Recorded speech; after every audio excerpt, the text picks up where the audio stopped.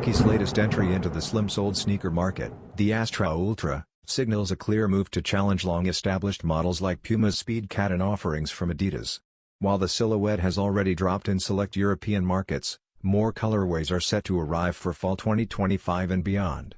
Among them is the eye-catching University Gold Edition, which pairs a bold yellow upper with a contrasting black tongue and classic gum soles.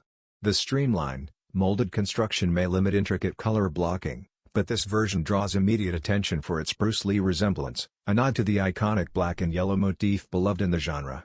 This women's exclusive release blends nostalgic visual cues with modern performance styling, positioning it as a smart and stylish alternative in a growing niche.